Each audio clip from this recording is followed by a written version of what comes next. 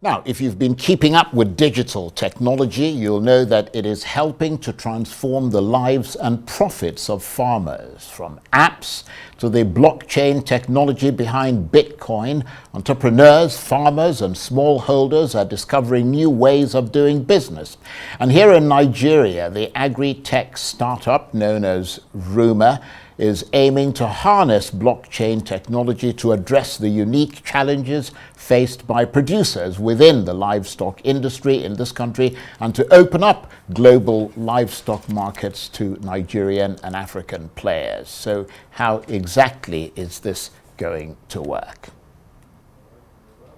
Well, from all this, I'm joined now in the studio by the founder of the agri-tech blockchain platform known as Rumer.ng, Amina Orimole. Thank you very much indeed for coming in. Good evening, Charles. Good to see you here. So tell us more about your agri-tech firm Rumer and what it does. I was reading that basically it is a blockchain platform that captures operational metrics for agricultural producers. That is correct, but it doesn't stop there. So it's pretty much an end-to-end supply chain management solution that focuses on capturing operational, financial and performance metrics for producers, offering a platform for access to finance through third-party financiers, offering a live platform for trading, a trade execution, and also, again, access to finance through funding, third-party service providers and last mile distribution.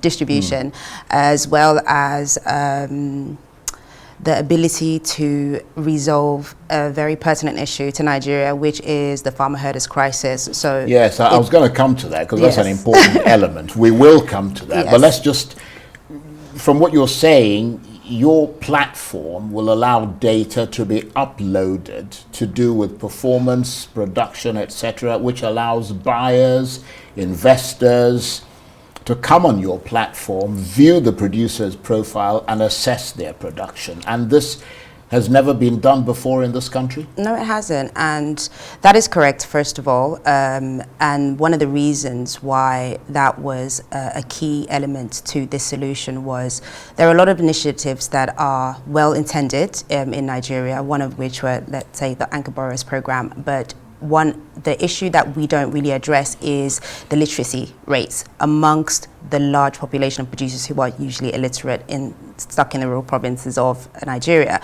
So you're asking producers and processors as well, and other actors along the value chain to be able to provide financial data when they're applying for loans.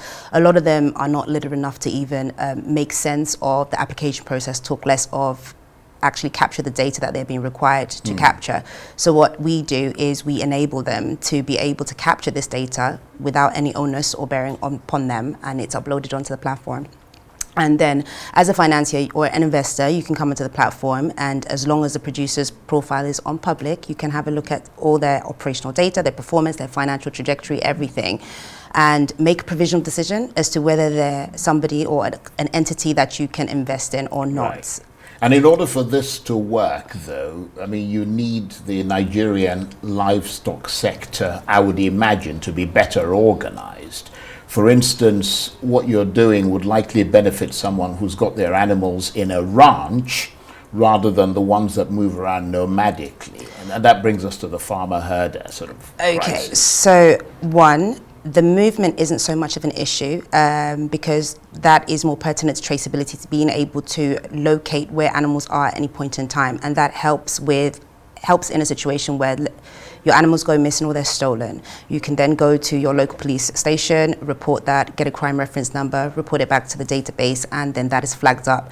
But it can only work, like you said, if we have all the stakeholders on board and the regulators on board. So if you go to, let's say, an abattoir that is, within the system, and you try, let's say you've stolen an animal, or it's the animal that you're trying to slaughter doesn't belong to you, and you try to slaughter that animal, it will be flagged up on the system. The owner will be notified, or the authorities will be notified, it will be returned, or, some sort of recourse will be arrived at. But obviously that's not always the case. Sometimes people just slaughter the animals at the back of their house, Right. whatever, or just sell it, on the black market.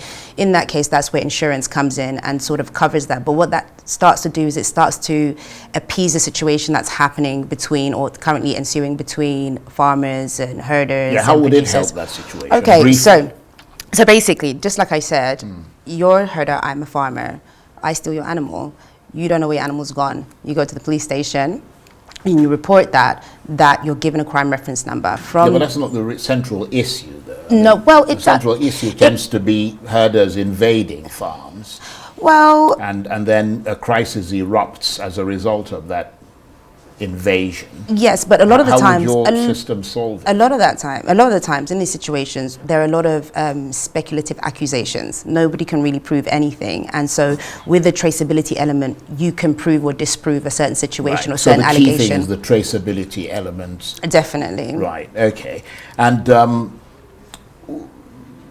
is there somewhere that this system is already operational, Rumer, that people can look to for an example to see how it actually works? Okay, so for the better part of the last year, we've been developing the prototype, which is pretty much ready now. But what is remaining is the back-end integration. So we are actually having stakeholders engagement summit tomorrow, Right. and that has been put all over our social media. We've been very quiet about the solution just because of the innovative nature of it. And until we get a patent passed, it's not something that we wanted to push into the public eye.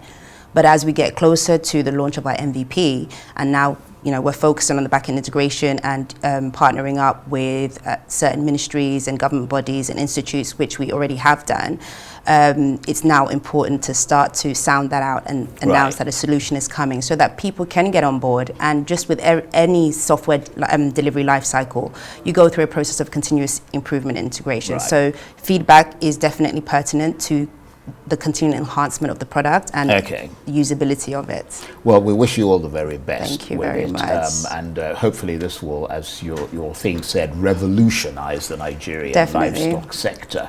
Amina Orimole is the founder of the agri-tech blockchain platform known as Rumer.ng. Thank you very much. Thank you.